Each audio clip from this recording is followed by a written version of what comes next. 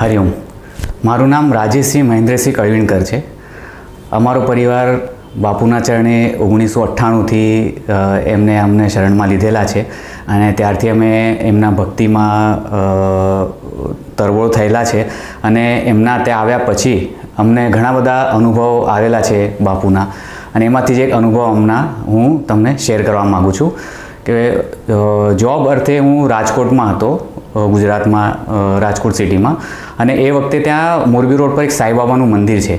એ મંદિરમાં હું ને મારા પત્ની અને બાળકો અમે આ મંદિરમાં ત્યાં દર્શન કરવા ગયા હતા. એકદમ મોટી જગ્યા છે, શાંત દ્વારકામાં જેવું વાતાવરણ છે, એકદમ સરસ.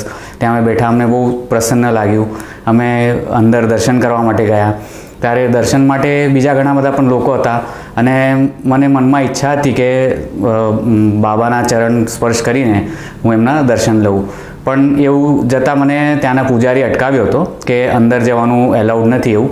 એટલે પછી મેં બહાર શાંતિથી ઊભા હું પ્રાર્થના કરતો હતો અને થોડી વાર થઈ, લોકો બીજા હતા એ પણ દર્શન કરીને નીકળતા હતા, બધું એવું હતું. અને પછી અચાનક ખબર નહીં શું થયું, તો પેલા પૂજારીએ મને ઈશારો કર્યો અને મને કીધું કે તમે અંદર જઈને દર્શન લઈ શકો છો. એટલે આ તો મારા મનની ઈચ્છા હતી, પહેલાં એમને જ ટોક્યા.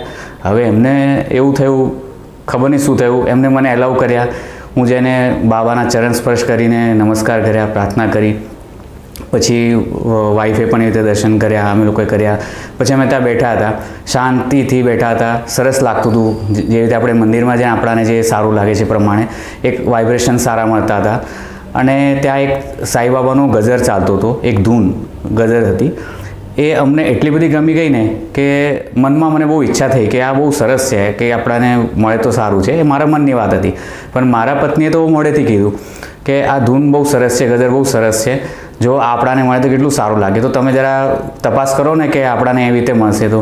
એટલે મેં એને કીધું કે આ અંદર વાગે છે એટલે ઇન્ટરનલ છે અને અહીંયા કોઈ સ્ટોલ નથી કે આપણે લઈ શકીએ. એટલે મેં એને કીધું કે એ તો એમનું ઇન્ટરનલ છે એટલે આપણે એવી રીતે કદાચ નહીં મળી શકે. તો અમે પછી શાંતિથી બેઠા હતા. તેના પૂજારી સાથે પણ થોડી પછી અમે વાત થતી હતી, થોડું કે મંદિર કેવી રીતે બાંધ્યું, કે કોઈ બાંધ્યું એવી થોડી વાત થતી હતી, એ ક્યાંના છે પૂજારી, અને એ બધી વાતો નીકળી હતી. પછી થોડું આપણે સાઈ સચેત વિશે વાત થઈ, એવું થયું. એટલે થોડું 5-10 મિનિટ કોન્વર્સેશન થયું. પછી અમે વાત ચાલુ હતી, એમાં જ પેલા પૂજારીએ એક બીજા ભાઈને, પૂજારી જેવા જ હતા એમના, ત્યાં મંદિરમાં આવ્યું છે, એમને નજીક બોલાવીને એમને કાનમાં કંઈક કીધું અને પેલા ભાઈ ગયા. અમારી વાતો ચાલુ હતી. થોડી વારમાં પેલા ભાઈને જે કીધું કાનમાં, એ ભાઈ ત્યાં આવ્યા અને એમને એક સીડી એમના હાથમાં આપી અને અમારી વાતો ચાલુ હતી. પછી અમારી વાત પૂરી થઈ એટલે પેલા પૂજારીએ અમને એક સીડી આપી. એમને કીધું કે આમાં સાંઈબાબાનું બધું છે એવું કરી. એટલે અમે વાતો કન્ટિન્યુ કરી, સીડી મૂકી દીધી અને પછી બધી વાતો થઈ, શાંતિથી બેઠા, દર્શન કર્યા ફરીથી. અને પછી અમે ઘરે ગયા અને સીડી ખોલી.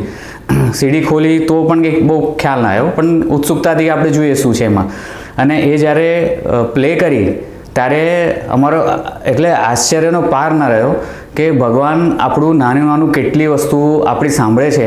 અને સાંભળ્યું જેવું તો એ જ ધૂન જે અમે ત્યાં સાંભળતા હતા અને જે અમને ઈચ્છા હતી કે આપણાને મળે તો કેટલું સારું. એટલે બોલો, અમે પૂજારી પાસે માગી પણ નથી અને પૂજારીને મનમાં એટલે દર્શન કરવાની ઈચ્છા હતી, એ પણ બાબાએ, સદગુરુએ એ કૃપા કરી અને દર્શન કરવા મળ્યા, ત્યાં ચરણ સ્પર્શ કરવા મળ્યા.